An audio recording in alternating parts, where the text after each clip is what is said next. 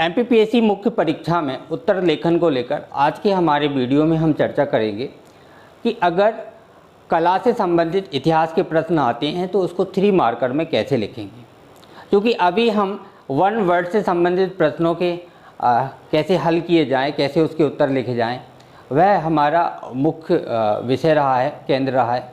तो उसी से संबंधित हमारा आज का वीडियो रहेगा कि अगर 1 वर्ड से संबंधित इतिहास के, कला से संबंधित प्रश्न आते हैं तो उनके उत्तर कैसे लिखे जाते हैं। आज के कला के हमारे टॉपिक में कला में हम 4 कलाओं को शामिल करेंगे। उसमें पहला रहेगा हमारा गायन या संगीत और गायन, इन दोनों को हम एक साथ रखेंगे। इसके बाद दूसरा हमारा टॉपिक रहेगा नृत्य, और उसमें भी मुख्य रूप से हम मध्य प्रदेश के जो लोक नृत्य हैं उसके संदर्भ में विशेष रूप से बात करेंगे कि उसके उत्तरों को कैसे लिखा जाना चाहिए। तीसरा चित्रकला, लोक चित्रकला, यहाँ पर भी हमारा फोकस रहेगा कि मध्य प्रदेश की लोक चित्रकला से संबंधित कोई प्रश्न आता है तो उसके उत्तर लिखने में हम किन किन बातों का ध्यान रखेंगे। और चौथा हमारा टॉपिक रहेगा मूर्तिकला, और मूर्तिकला को हम सामान्य रूप से लेंगे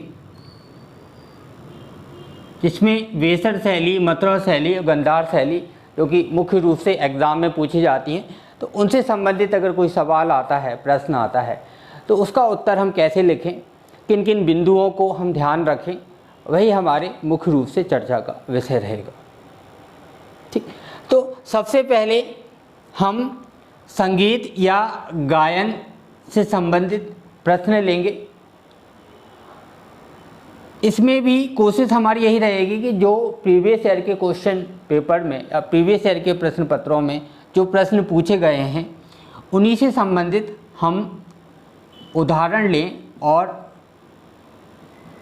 उसका उत्तर किस तरीके से बनना चाहिए, कौन से वो महत्वपूर्ण बिंदु हैं जिनको कला से संबंधित, चाहे वो संगीत हो, नृत्य हो या चित्रकला हो, कला से संबंधित अगर कोई प्रश्न आता है तो वो कौन से मुख्य बिंदु हैं जिनको उत्तर में शामिल किया जाना चाहिए, उसको हम देखेंगे। तो आला गायन पे प्रश्न आ चुका है। नृत्य में अगर राई नृत्य से प्रश्न आता है तो उसका उत्तर किस तरीके बनेगा। मध्य प्रदेश की एक लोक चित्रकला जिसको सुरैती कहा जाता है, तो अगर सुरैती से संबंधित प्रश्न आता है तो उसका उत्तर कैसे लिखेंगे। और मूर्तिकला में हम एक उदाहरण रखेंगे गांधार शैली का, कि अगर गांधार शैली से प्रश्न आता है तो उसका उत्तर कैसे लिखेंगे। अब हर बार हमने एक काम जो किया है उत्तर लेखन से संबंधित, वो ये है कि क्या कोई एक ऐसा फॉर्मूला हमारे पास हो सकता है, ऐसी कोई संरचना हो सकती है कि वो एक संरचना कला से संबंधित जितने भी प्रश्न हैं उनके उत्तर लिखने में हमारे काम आ जाए। मुख्य रूप से हमको मालूम है कि 10 शब्द की सीमा मध्य प्रदेश लोक सेवा आयोग ने हमको दी हुई है, क्योंकि वो उसका पालन करना संभव नहीं है, लेकिन उसकी सीमा में रहते हुए हम 15 से 20 शब्द में उत्तर को लिखें। और चूँकि हमारे पास 3 लाइन है तो हम अपनी संरचना को उन 3 लाइनों के अनुसार अगर सेट कर लें तो वह आसान रहेगा कि फिर कला से संबंधित कोई भी प्रश्न अगर पूछा जाता है तो हम उसका ठीक से उत्तर दे सकते हैं। और पढ़ते समय भी हम ये याद रखेंगे फिर कि अगर कला से संबंधित प्रश्न आएगा तो उसमें कौन से मुख्य बिंदु हैं जो हमको याद रखने हैं, ताकि हम ठीक तरीके से वो 3 मार्कर का उत्तर लिख सकें। ठीक, तो इसकी जो संरचना रहेगी उस संरचना में हम 3 पॉइंट को शामिल करेंगे, 3 बिंदुओं को शामिल करेंगे। जैसे पहला बिंदु हमारा रहेगा उस कला का क्षेत्र, उस कला का काल, और अगर संभव है तो उस कला का रचयिता। तो पहली लाइन में हम इन 3 जानकारियों को शामिल करेंगे। अगर इनमें से कोई एक जानकारी हमारे पास उपलब्ध नहीं है, अगर हमारे पास हमारे नोट्स या बुक्स में उपलब्ध नहीं है या उस समय हमको याद नहीं आ रही, तो जो भी एक सूचना हमारे पास नहीं है, हम उसको स्किप भी कर सकते हैं, छोड़ भी सकते हैं बाकी दो सूचनाओं को, या दो भी नहीं है तो केवल एक सूचना को भी हम यहाँ पर पहले पॉइंट में ले सकते हैं कि इस क्षेत्र में यह प्रसिद्ध है, या इस समय पर इसका उद्भव हुआ है, या इस व्यक्ति का यह व्यक्ति जो है इसका रचयिता है जिसने कि इसका निर्माण किया है। तो अगर तीनों याद आ जाते हैं तो हम तीनों को हेडिंग के साथ लिख सकते हैं कि क्षेत्र डैश लगाकर ये वाला क्षेत्र है, काल डैश लगा के इस काल में, और रचयिता डैश लगा के ये रचयिता है, तो वो एक क्लियरिटी उसमें रहेगी। दूसरा मेरा जो सुझाव है उसमें दो तरीके अपनाए जा सकते हैं। एक ये सुझाव है कि हम यहाँ पर विशेष लिखें और दो पॉइंट बना दें आ और बा, कि इस कला से संबंधित विशेष बातें क्या हैं। उसको कुछ हम इस तरीके से लिख सकते हैं, विशेष आ और बा। अगर इंग्लिश मीडियम से आप हो तो उसमें हम ए और बी के साथ उसको रिप्रेजेंट कर सकते हैं, ठीक है। या हम उसको रोमन के 1 और 2 में भी उसको रिप्रेजेंट कर सकते हैं, 1 और 2 नंबर भी दे सकते हैं, या का खा भी दे सकते हैं, जो आपको ठीक लगे। लेकिन उसमें क्या होगा कि एक हमने सामान्य सी उसकी जानकारी दे दी और दो उसकी विशेषताएं भी बता दी साथ में, शब्द सीमा में रहते हुए। तो एक तरीके से कोई भी कला है, उस कला में कुछ खास बातें होती हैं जिससे वो प्रसिद्ध होती है। तो उत्तर में अगर उस विशेष बात को हम शामिल कर लेते हैं जो उसको विशेष बनाती है, और ऐसी अगर हम दो बातें शामिल कर लेते हैं, तो निश्चित रूप से मेरा मानना है कि हमें जो है जो 3 में से 3 अंक हैं वो मिल जाएंगे। तो अब हम उदाहरण से समझते हैं। ये हमारा इसमें स्ट्रक्चर रहेगा कला से संबंधित। अगर कला से संबंधित कोई भी प्रश्न आएगा, अगर संगीत में रविंद्र संगीत से है तो पहले हम इन पॉइंट्स को शामिल करेंगे, उसके बाद हम उससे संबंधित जो विशेष बातें हमको पता है, हम जो जानते हैं, उनको हम लिखेंगे, ठीक है। तो हम देखते हैं कि रविंद्र संगीत का उत्तर जो है वो किस तरीके से बनता है। थोड़ी सी जगह यहाँ पे बना लेते हैं ताकि उत्तर को लिखने में आसानी हो। और वो 3 लाइनों को हम ध्यान रखेंगे हमेशा, जब भी 3 मार्कर चाहे हम लिख रहे हों या फिर हम उसकी प्रैक्टिस कर रहे हों, ठीक। जैसे अगर प्रश्न है रविंद्र संगीत, हम 3 लाइन खींची लेते हैं तो ज़्यादा बेहतर रहेगा। हम ये मान लेते हैं कि ये 3 लाइनें हमारे पास हैं, ठीक। अब अगर क्वेश्चन रविंद्र संगीत है तो निश्चित रूप से हम यहाँ पर शामिल कर सकते हैं रचयिता, और रचयिता में हमको पता है रविंद्रनाथ टैगोर। काल, चूँकि रविंद्रनाथ टैगोर जी का जो पूरा समय रहा है काफ़ी प्रसिद्ध है, काल नहीं भी लिखेंगे तो भी क्षेत्र जो है वो बंगाल, और हम कोष्टक में भारत भी लिख देंगे कि बंगाल भारत में प्रसिद्ध है, लेकिन वो भारत के भी बहुत सारे क्षेत्रों में एक तरीके से हमने उसको सूचना को वहाँ पे दे दिया है। इसके बाद इसमें जो 2 विशेष बातें हैं जिसको हम शामिल कर सकते हैं, उसमें पहला है कि रविंद्र संगीत जो है वो शास्त्रीय संगीत और लोक संगीत का एक मिश्रण प्रस्तुत करता है, दोनों को मिला देता है, संयुक्त कर देता है ना। तो हम शायद हम यहाँ पर मिश्रण शब्द इस्तेमाल कर सकते हैं कि वो शास्त्रीय संगीत और लोक संगीत का मिश्रण कर देता है। और तीसरा जो महत्वपूर्ण पॉइंट है, जो जैसे हमने कहा था यहाँ पर हम आ और इसको हम बा, तो तीसरा इसमें जो महत्वपूर्ण पॉइंट शामिल कर सकते हैं कि ये जो संगीत ये जो इनके गीत होते हैं, तो कई सारे गीत रविंद्रनाथ टैगोर जी ने लिखे हुए हैं, तो ये रविंद्र संगीत से संबंधित जो गीत रहे हैं, उन गीतों की मुख्य बात है कि उसमें ईश्वर, प्रकृति और प्रेम और प्रेम को एकीकृत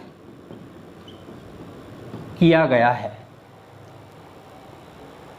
ईश्वर, प्रकृति और प्रेम को एकीकृत किया गया है। राइटिंग थोड़ी ख़राब है, लेकिन उम्मीद है कि आपको थोड़ा समझ में आ रहा होगा। या मैं उसको एक बार और दोहरा देता हूँ कि ईश्वर, प्रकृति और प्रेम को एकीकृत किया गया है। ठीक है, तो इस तरीके से हमने प्रारंभिक जो शुरुआती जानकारी हैं उसको हमने रविंद्र संगीत में शामिल कर दिया है। और उसकी दो खास बातें जो उसकी पहचान है कि शास्त्रीय संगीत और लोक संगीत को मिलाकर उसको प्रस्तुत किया गया है। कई लोकप्रिय जो संगीत जो गीतकार रहे हैं बॉलीवुड के, उन्होंने भी इनके गीतों को गाया हुआ है या इस शैली में गाया हुआ है। दूसरा, ईश्वर, प्रकृति और प्रेम को एकीकृत किया है। एक तरीके से विषय वस्तु जो है, इसका कंटेंट जो है, उस कंटेंट में ये मुख्य बातें शामिल होती हैं जो उसको बाकी जो संगीत है उससे अलग करती हैं, थोड़ा विशेष बनाती हैं। कि उन दोनों को, तीनों को, ईश्वर, प्रकृति और प्रेम को उन्होंने मिला दिया है, साथ कर दिया है। ठीक, अब इसी तरीके से अगर प्रश्न आता है, संगीत की जगह अगर प्रश्न आता है आला गायन, आला गायन, अगर प्रश्न आता है आला गायन, ठीक, उसमें भी हम यहाँ पर लिख देंगे जगनिक। ठीक है, क्षेत्र बंगाल की जगह हो जाएगा बुंदेलखंड। लेकिन बुंदेलखंड के साथ साथ ये बाकी मध्य प्रदेश में भी काफ़ी प्रसिद्ध है, तो एक सूचना के तौर पे हम शामिल कर सकते हैं कि बुंदेलखंड तो है लेकिन साथ में मध्य प्रदेश भी, और मध्य प्रदेश के दूसरे हिस्से में भी आला जो है, आला गायन काफ़ी प्रसिद्ध है।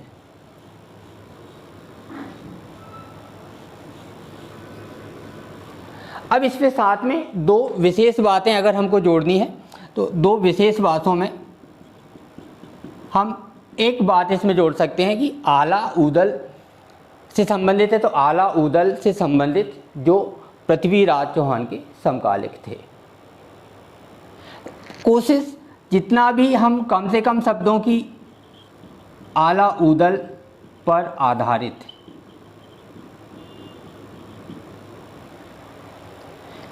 और बेहतर है कि अगर हमको कम शब्द करना है तो हम थोड़ा यहाँ पर कोष्टक का इस्तेमाल कर सकते हैं।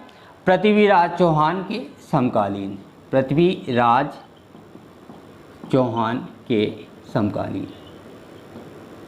तो हमको पूरा उसमें नहीं लिखना पड़ेगा। और चूँकि यहाँ जगह थोड़ी सी कम है, लेकिन वो जो लाइन उत्तर पुस्तिका, MPPSC की उत्तर पुस्तिका में होती है तो पर्याप्त लाइनिंग वहाँ पर रहती है, तो हम आसानी से उसको यहाँ पे पूरा लिख सकते हैं। और इसमें तीसरी बात जो महत्वपूर्ण है, मतलब दूसरी विशेषता इसकी है, वो है कि ये वीर रसपूर्ण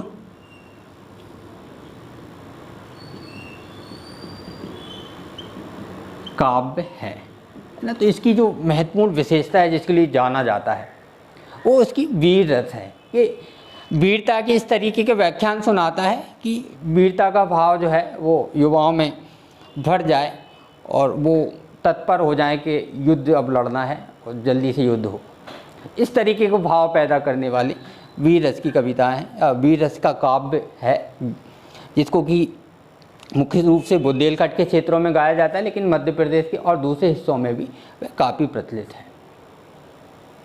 ठीक, तो हमने देखा कि एक संरचना है, एक संरचना पर हम कला से संबंधित कोई भी प्रश्न है उसका उत्तर कर पा रहे हैं। और चूंकि एक बंधा बंधाया अगर पैटर्न हमारे पास है, इसमें कुछ चेंजेस हो सकते हैं, कुछ बदलाव थोड़े बहुत ऊपर नीचे हो सकते हैं, हम अपनी तरफ से कोई ऐसी बात भी जोड़ सकते हैं। इसको एक तरीके से आप सुझावात्मक रूप से ही लीजिए कि ये मेरी तरफ से सुझाव है। अगर आपको ऐसा लगता है कि इसमें ये, इसकी जगह पे एक पॉइंट ये ज़्यादा बेहतर तरीके से आ सकता है, जोड़ा जा सकता है, तो बिल्कुल हम और कई सारे प्रयोग कर सकते हैं। क्योंकि ये सब्जेक्टिव पूरा एग्ज़ाम है मेंस का, तो सब्जेक्टिव का अर्थ ही होता है कि उसके कोई एक उत्तर नहीं हो सकता, उसके कई उत्तर हो सकते हैं, कई तरीके हो सकते हैं। ठीक, अगला हमारा रहेगा नृत्य। नृत्य में अगर राई नृत्य से संबंधित आता है, इसमें थोड़ी सी हम बातों को चेंज कर सकते हैं। जैसे क्षेत्र राई नृत्य है तो क्षेत्र हम इसको थोड़ा ज़्यादा हाईलाइट करेंगे, ये भी बुंदेलखंड के क्षेत्र में ही प्रसिद्ध है, तो बुंदेलखंड के क्षेत्र में प्रसिद्ध है राई नृत्य। ठीक, इसके बाद अगला हमारा पॉइंट इससे जुड़ा हुआ रहेगा कि राई नृत्य जो है वो श्रृंगार प्रधान नृत्य है, श्रृंगार प्रधान नृत्य है। और एक तीसरा पॉइंट जो महत्वपूर्ण है, चाहे तो हम उसको दूसरा पॉइंट भी बना सकते हैं, तीसरा पॉइंट बना सकते हैं कि ईसरी जो लोक कवि रहे हैं, लोक कवि ईसरी की जो फागें हैं उन पर ये ज़्यादा आधारित है। और भी कई सारे जो लोक कवि रहे हैं उनकी भी रचनाएं गाई जाती हैं या उनके भी गीत गाए जाते हैं, लेकिन जो मुख्य रूप से ईसरी की जो फागें हैं वो ज़्यादा फेमस हैं और वो ज़्यादा शामिल की जाती हैं। तो ये तीन बातें हम शामिल कर देंगे। बुंदेलखंड के क्षेत्र में प्रसिद्ध है, ईसरी लोक कवि ईसरी की फागें गाई जाती हैं, और इसमें तीसरा पॉइंट हम बना लेंगे कि यह मुख्यतः नृत्य और गायन दोनों लेवल पे, दोनों स्तर पर मुख्यतः श्रृंगार रसपूर्ण है। ये नृत्य जो श्रृंगार रसपूर्ण है, श्रृंगार की इसमें अधिकता होती है। ठीक, इसी तरीके से चित्रकला, चित्रकला में हमने जो उदाहरण लिया था सुरैती, चित्रकला में अब चित्रकला है या एक तरीके से नृत्य है, तो ये कहाँ से शुरुआत हुई है, किसने शुरू किया है, कोई रचयिता है नहीं है, वो पता लगाना मुश्किल है। इसलिए उस पॉइंट को हम ऐसे प्रश्नों में स्किप कर सकते हैं, छोड़ सकते हैं। इसमें जो मुख्य रूप से शामिल करेंगे, जैसे अगर सुरैती प्रश्न आता है तो कहाँ का है, कहाँ की कला है, ठीक है, तो वो उससे संबंधित पहला पॉइंट हम बना लेंगे, यानी क्षेत्र कौन सा है उससे संबंधित प्रश्न बनाएंगे कि बुंदेलखंड की, इसमें उत्तर बनेगा हमारा बुंदेलखंड की पारंपरिक भित्ति चित्र कला है, भित्ति चित्र कला है। ठीक, तो शायद पढ़ने में ना आ रहा हो, लेकिन मैं इसलिए उसको दोहराते जा रहा हूँ, पारंपरिक भित्ति चित्र कला है। ठीक, ये जो है दूसरा, यह महिलाओं द्वारा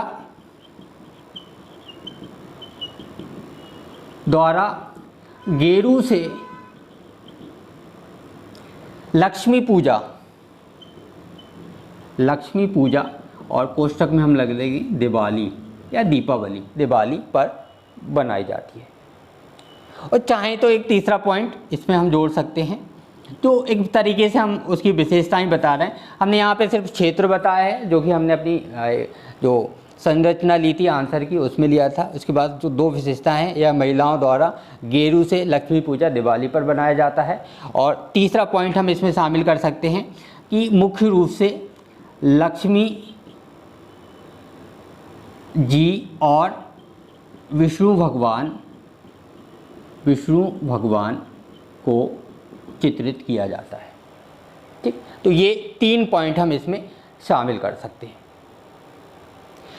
नेक्स्ट, अगर मूर्तिकला गंधार शैली से प्रश्न आता है, तो गंधार शैली में गंधार क्षेत्र में इसका विकास हुआ मुख्य रूप से कुषाणों के काल में, और कुषाणों में भी हम कनिष्क को कर देंगे कि कुषाणों के समय में, मुख्यतः कनिष्क के समय में यह बहुत ज़्यादा विकसित हुई।